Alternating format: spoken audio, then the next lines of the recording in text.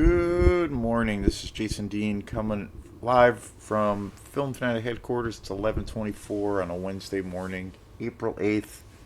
Hope everyone's doing pretty good.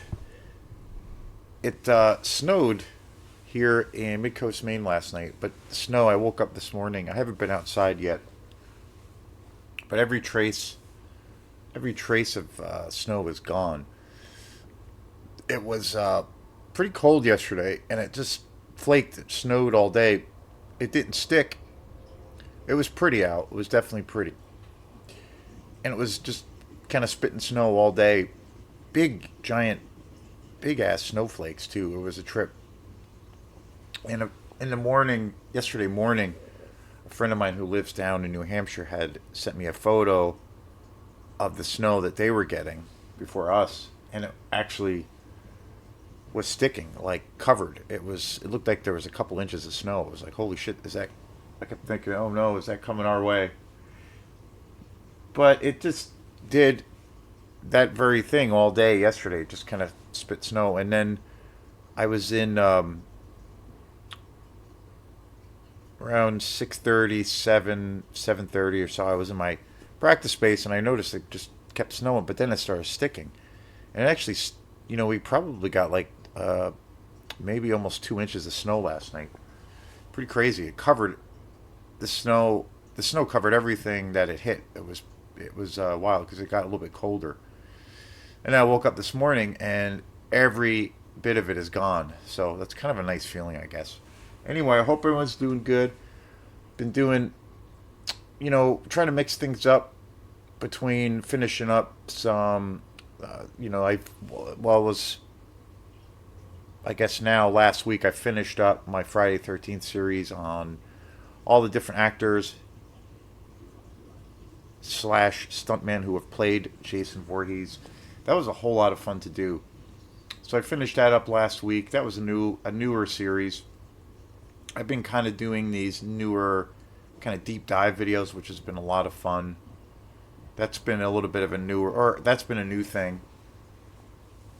Also, I try to stay up on new movies. I went to the movies this past weekend to see Project Hail Mary. Overall, a pretty good movie, and I enjoyed that. It was definitely a movie to see in a big screen, so I did a review for that, or a talk on my thoughts of seeing that in the theater. And I saw this past weekend, it was Easter weekend, holiday weekend. Watched a ton of movies over the weekend, so that was really fun.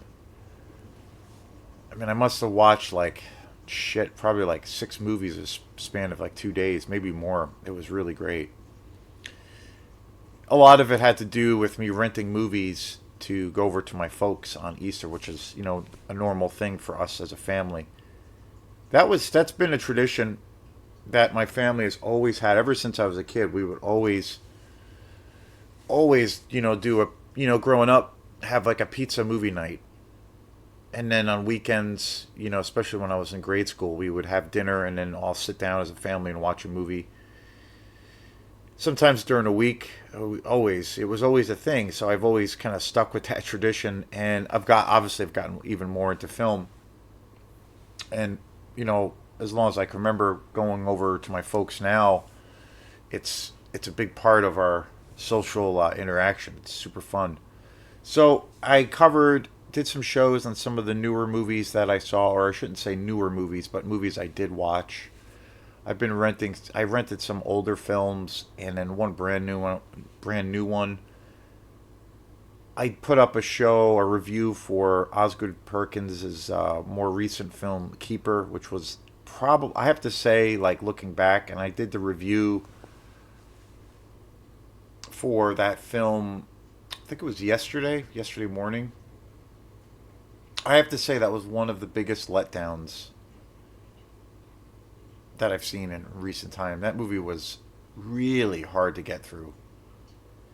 It's only, I think it's like an hour and 38 minutes. I think that's the runtime, but it felt like it was 3 hours and 38 minutes. I don't recommend that movie.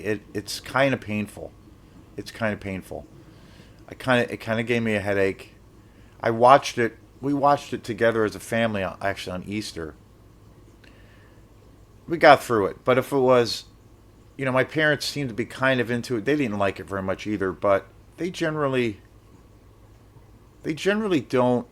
My mom and dad, if they don't like a movie, it seems like they'll still watch it all the way through.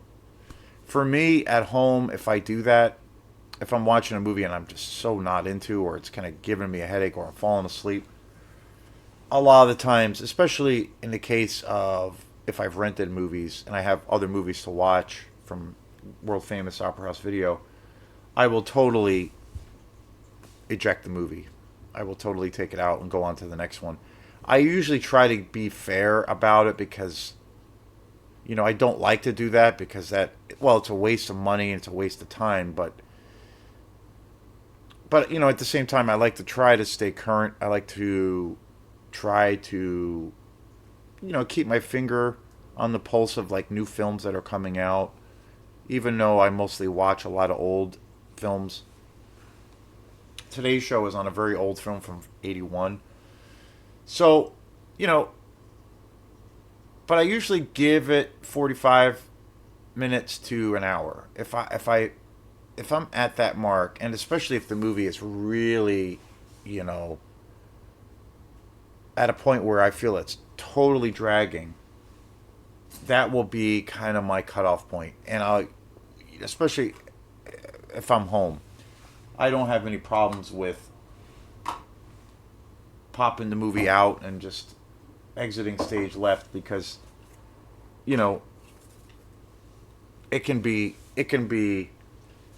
really tough. But I don't do that obviously with the situation of watching a movie over at my folks. We've done that before, but it's been a long time. So I had rented that. That review's up. Check that out. Don't waste your time with trying to see this movie. I almost saw it in the theater. I'm so glad I didn't. It's not worth it. There's like 10,000 other movies you could go to or go to the theater to probably watch or they're better or however else you have access to movies. And then I also rented Death Wish, the classic 1974 vigilante movie with the iconic Charles Bronson. Such an awesome movie. I might do that this weekend. Try to rent the rest of the franchise. There's like 5 of them. I'm a massive Charles Bronson fan, and I haven't seen. It's been a while. It's been a few years since I had seen Death Wish, and it's a classic. And it's been a really long time since I've seen the rest of the films in the franchise, the Death Wish franchise. So I'm thinking about doing that. I also rented RoboCop 2. And I did a double feature this weekend where I watched both RoboCop movies, 1 and 2, back to back. And that was fucking awesome. Totally awesome. I uploaded a video about both of those movies. Generally, when I do videos for this channel, I don't do, a video where I'm covering a bunch of movies. I usually try to focus on one movie at a time, and I try to give each movie I'm talking about its own video. Sometimes I will do a video, say about, I know I did a video last year on my favorite boutique label, Mondo Macabra, and I did a video of where I talked about all of the Mondo Macabra titles that I have, which I have a lot. My favorite boutique label. That was a lot of fun. And then I also did a show a couple of years ago on, at that time, my favorite slasher films, or my favorite horror exploitation movies, and that was a lot of fun. I haven't done any videos like that in a while where I, just talk about 30 movies or whatever. I usually try to do each one separately. With the RoboCop video and RoboCop 1 and 2, that was different because I did a video for both movies and the experience of watching them both back to back, and that was a total blast. Absolutely loved RoboCop 2. I forgot how fantastic that movie is, and considering it's following one of the greatest science fiction action movies of all time, RoboCop. One of the most brutal, and I have to say it's got to be in the history, for the history books. I think RoboCop, when it comes to practical effects and just brutal violence, I think it's got to be one of the most violent movies ever made, and some of the coolest practical effects ever seen on screen. I absolutely love that movie. Such a masterpiece. But RoboCop 2 was really great. I was really impressed. Tom Noonan rules, and he just passed away, so that was great to see. Anyway, about 2 months ago or so, I had broken my TV. My TV went. I had bumped into my TV accidentally. I was kind of intoxicated. I had accidentally bumped into my TV, knocked it off the shelf, and it went smash. Smashed the TV. So I had about 3 weeks here at Film Fanatic headquarters where I had no TV, and then I ordered a new TV. It took about a week. Came in, realized it was the wrong model, and it wasn't compatible with my sound system. So I had to send it away again and get the right model, and then I finally got it. But during that time, again, it was, uh, you know, I was in an existential crisis of what the hell do I do now? But luckily, I discovered this really cool channel on YouTube, and so I ended up for about 2 or 3 weeks, maybe more. I still watched movies, but I found all these really great movies on this YouTube channel, Film Crypt. I haven't watched it since then because I've had my TV back. I got a new TV now, and so I've been having. I generally don't like to watch movies online. Obviously, I've said that many times. But this YouTube channel, the Film Crypt, is really great. Really good transfers. Most of the movies look really great. All real low budget exploitation movies. And there were a ton of movies on this page, on this channel, that I had never seen before.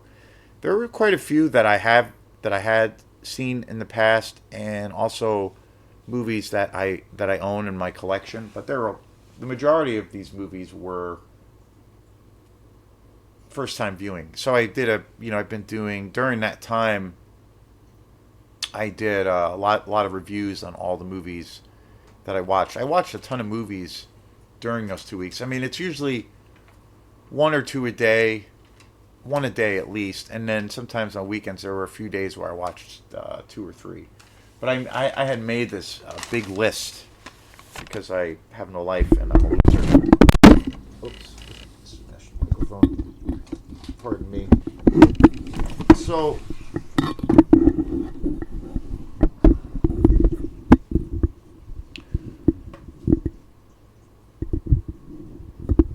So I had made a list of all the movies, and that's what this is here. And then I actually had a whole nother list too. My chicken scratch. I had a whole nother list of movies. I watched quite a few movies that I had finished during that time, as far as shows for the channel. But this pretty much was a list of films that I had not gotten to, and there's quite a few on here. So I am going to be continuing on with some of these movies. So pretty excited about revisiting and talking about some of these movies, because all of these movies on this list are all films that I had never seen before, and some of them, I think pretty much all of these films were all movies I had never even heard about. So it was very, very cool. Yeah, I highly recommend go to YouTube and check out the Film Crypt. Very, very cool. Very cool channel. Probably my favorite set of movies, or franchise actually, that I discovered through that channel, through Film Crypt, which I kick myself for never knowing about this franchise, is the Deathstalker films. They all are just classic sword and sorcery, sword and sandal movies from the 80s. Just super cheesy, but just amazing. Basically, it's a Conan the Barbarian knockoff or ripoff. Super cool, super cool. And there was four of them, and so that was probably, I've seen some fantastic movies. Pretty much every movie I've seen, I was just totally loving. But I think now that it's been a while since I've watched these movies, I look back and I definitely think the movies I enjoyed the most was really discovering the Deathstalker franchise. And I did a series of all those videos, so check those out. Or a series where I covered all of those movies. So the movie I'm going to be talking about today is, again, it's a movie I had never heard about before. It was my first time seeing it. Super awesome. It's called The Boogens, and it's a super low budget. I mean, really low budget. Probably one of the more low budget films I have seen in, the past year or less. I watch a lot of really low budget films, and this one was pretty freaking low budget. But it's kind of a creature feature as well. And creature feature slash monster movie, but just an awesome movie. And it's about this, and it came out in 1981, The Boogens. It's a low budget American made monster movie about a turtle like tentacle, these turtle like tentacle creatures unleashed from an abandoned silver mine in Colorado, which then terrorize a group of young people staying in a nearby cabin.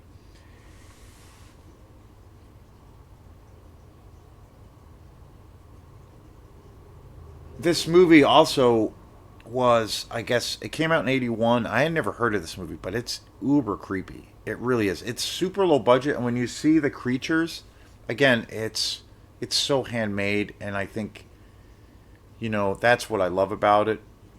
The creature design is really cool. Super cheesy, but this movie actually is legitimately creepy. I remember there being all these great scenes because there is this gold, like an old gold mine, and that's where these kind of these creatures kind of inhabit, and they, through this company that is kind of restoring this old gold mine, and they're kind of unearthing and taking apart some, over time this old gold mine has like collapsed and is all dilapidated, and this company is trying to clean it up and take out a lot of the debris. But then during this whole time, they let these creatures out, and then they wreak havoc. But it's super awesome, like really, really cool. As low budget as this movie is, and as cheesy as this movie is, I will say that this movie has some of the coolest, some of the coolest scenes of atmosphere that I've seen in a long time. I mean, it's really creepy. This movie actually got, like, I don't know, didn't know anything about this movie, and I don't know if it was really that big of a success. It probably wasn't because it's such a low budget. It's a pure monster creature feature exploitation movie. But I guess apparently reading, doing a little bit of research of this movie, The Boogens, I guess Stephen King, world famous Stephen King, really loved this film and praised it and wrote a big review for this movie.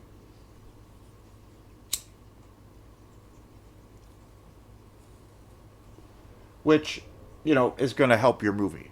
It's going to help your movie. I saw this for the first time. It was my first time seeing it on the Film Crypt. I'm sure that this movie is available on Blu-ray or 4K. I think it would look absolutely amazing. The quality, the transfer of the Boogens on this channel, Film Crypt, the version that is uploaded on the site is really good. It's a really good quality. A lot of the movie takes place during the winter climate, so you get this sense of paranoia Kind of has a little bit of a John Carpenter's The Thing vibe, even though it's like even more campier and even more low budget. But it kind of does have that vibe, and it's uber creepy. Like there's some scenes in this cabin where these young people are staying, and this creature gets into the house, and it's basically hiding, and it ends up like killing their dog, and then it ends up attacking the girl that's in the house or this cabin. But there's a lot of cool, like there's not any, we don't really see, from when I remember seeing this movie, it's been a little while, but you don't really get to see, which I think really is really effective. I think 10 times, 9 times out of 10, it's usually the best way to go, I think, for horror films. But there's not, we don't get to see this creature until the third act or towards the end of the film, but we just get little glimpses. Like we see scenes of this thing crawling around, and it's just so creepy, and it's just like just gross. But it has this really creepy atmosphere. Like it gives you goosebumps. At least it did for me. And it's hiding and lurking in all these little crevices in these dark spaces, and you just see these little tentacles pop out, and it's super creepy. But I remember you don't actually see the creatures until kind of the end, where there's like a big reveal and kind of this big climactic ending. And it's really good. It's really effective because it really builds a lot of tension. And I'm a big fan of, I think that whole kind of less is more work ethic, or when it comes to music, it's a big thing for me with music, but less is more. And I don't know, it's something that idea, the what you don't see is more frightening, or what you don't hear all the time is more powerful. Like there was a quote I remember long, long time ago, and I believe it was from Miles Davis, where he was talking about music, and he was saying something that one of the more powerful aspects of music is kind of the space in between the notes. And I kind of relate that with music, with films, because it leaves, there's a space of like breathing time, breathing room, where you're kind of, as the listener or as the person experiencing the art, you're you know letting it ruminate with you, and it's creating a vibe. Not that I would say that this movie is like, on par with Miles Davis, because it's like a super uber low budget trashy monster flick. But that being said, I this movie legitimately had some very creepy and scary moments. And I think it's super effective the way the creature reveal was handled, because there's all this build up, and the whole time I remember when I was watching this movie, I was like, man, what does this thing look like? I just kept picturing in my head what this monster looked like, because it was so creepy. And again, you would only get maybe these quick little glimpses of this creature in total darkness, so you would see like maybe a little bit of a silhouette. And this creature has these really gross looking tentacles, and so you would see a little bit of the tentacle action throughout the movie, which really is super creepy. I think a creature with tentacles is super creepy. Yeah, there's something about that, especially when it comes to a monster or a creature design.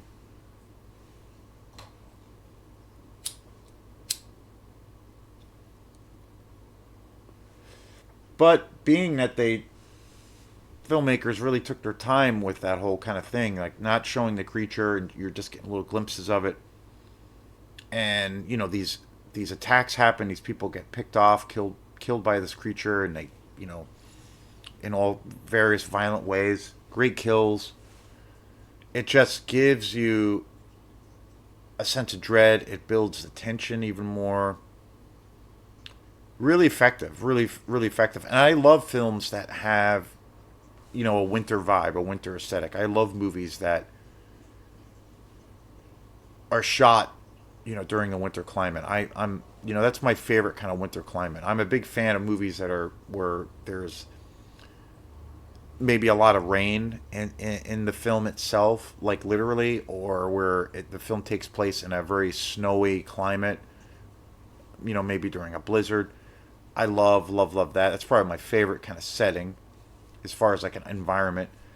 Also, I really love stories and movies that take place in the wilderness, like in the deep woods. I really love that too.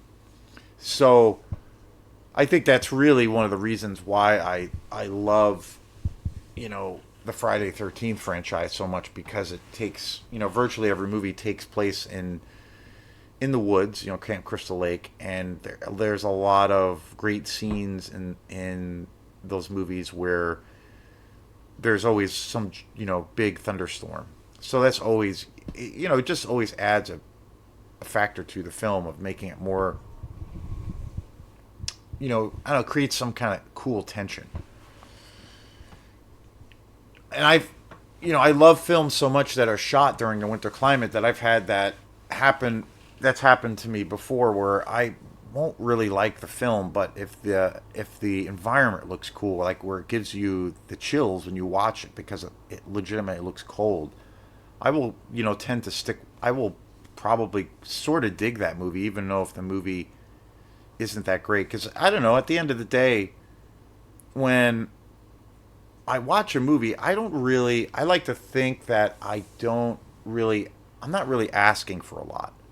I don't think what I'm asking for is, as far as what I look for in a movie for to enjoy it. I don't think what I'm asking for, for what it's worth, is a lot. I really like, first and foremost, I want there to be a pretty good or decent story.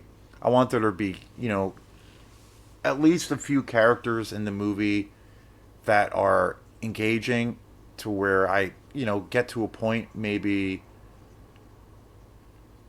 right from the beginning, or even by the second act, where I kind of care about the characters. I care what happens to them.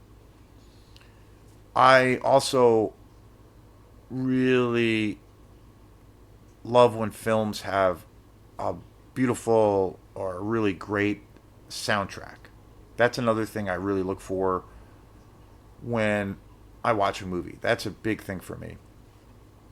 Soundtracks, film scores, all those things are, there's so many great examples of films of where the soundtrack, the film score is so powerful that it kind of acts like a character in the film, and it really can, really set the mood, obviously. And there's been circumstances of where music can be used and not so, the the cues or that particular piece or song isn't, really appropriate for that movie, at least how I feel, and it can throw everything off. But when it's all really lined up, it really can be powerful and really be its own character, I think. But pretty much my favorite thing, or the thing that I look for the most, and you said this many times, but if the movie has really cool atmosphere, 8 times or 7 times out of 10, I will probably actually dig the movie, even if the story's not particularly great, the acting is not, or kind of is not very good, or it's kind of shitty.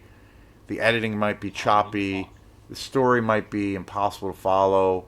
It might be just kind of all over the place. But if it's got a cool atmosphere and it takes me out of my ordinary kind of headspace for an hour and a half or 2 hours, however long the film is, most of the time I will end up really digging that movie. That's really, so those are the basic things, and the Boogens covers that completely in the best kind of horror sense, creature feature exploitation, way.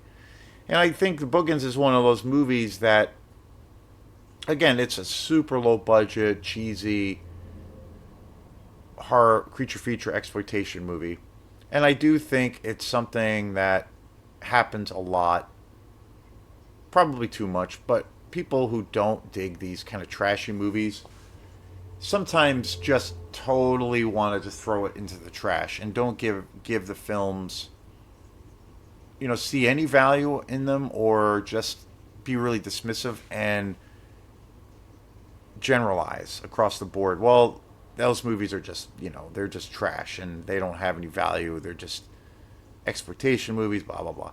And, there's two ways to look at it. It's like, for me, these movies mean a lot to me, but at the same time, these movies can be really fun. And I don't take it that seriously.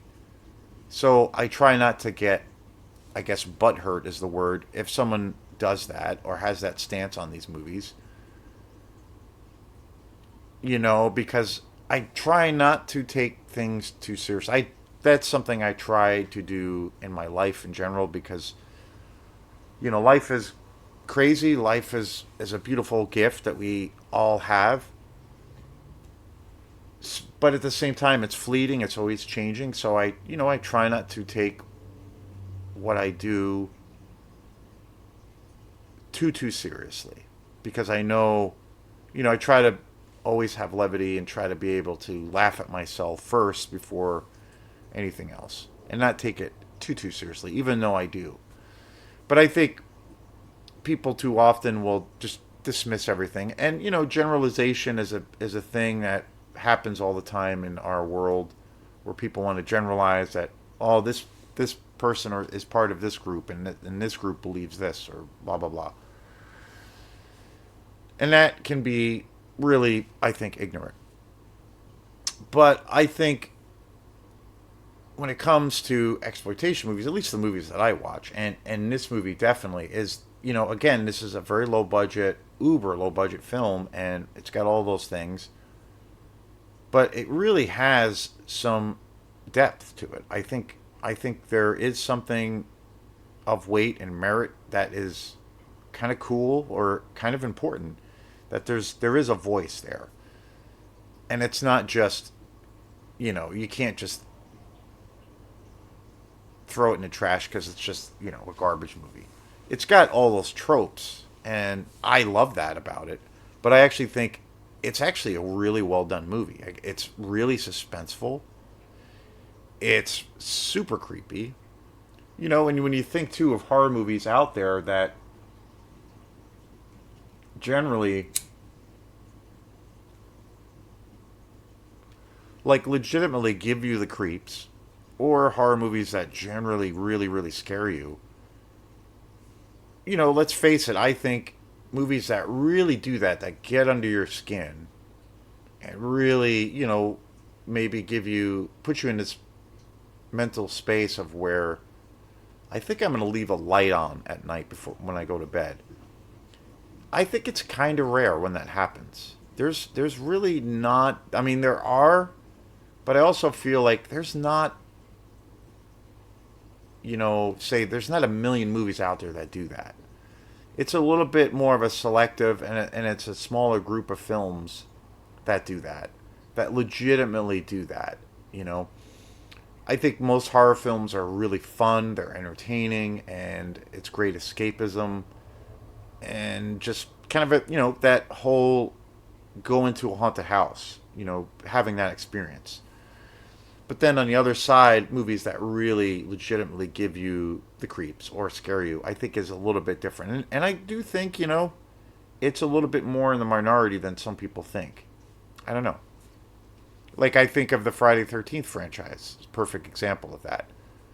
I don't think, like, I feel like, as far as a movie in the franchise that's legitimately scary or creepy, that I think has, a real creepy atmosphere, I think the first three movies, or I think I would say the original Friday Part 2, and then especially the final chapter, I think those movies legitimately have a very creepy factor and scary. I think there's moments in the final chapter that are legitimately scary. But the rest of the films are just, it's like a joyride. It's just really fun, and they provide that. So, yeah, that's kind of the thing. But I do think that the Boogens has some awesome atmosphere, really cool atmosphere, and legitimately has moments of where I was kind of creeped out and I was kind of like, ugh. And that's what I want as a fan of horror. I want that. I want that. I want that escape to that dark space, and it is awesome. So yeah, 1981, super cool movie. Really, really cool. It was my first time watching it. Highly recommend Film Crypt. I haven't been on the page, that channel, in a while, and I'm really curious to see what what other films might be up on there now, because it's really, really a really great channel. The Boogans was directed by James L. Conway. And offhand, I don't know who that is, but he was a director of television as well as films. He directed films such as Hangar 18, 1980, The Boogans, 1981, Last of the Mohegans, the original one. Huh, interesting, from 77. Oh, he also did a version of The Fall of House of Usher, 79. In Search of Noah's Ark, 76. The Lincoln Conspiracy in 77. Interesting. I believe that was the television movie. Beyond and Black, 1978. Earthbound, 81. Donner Pass, 1978. Wow, was that about the Donner Party?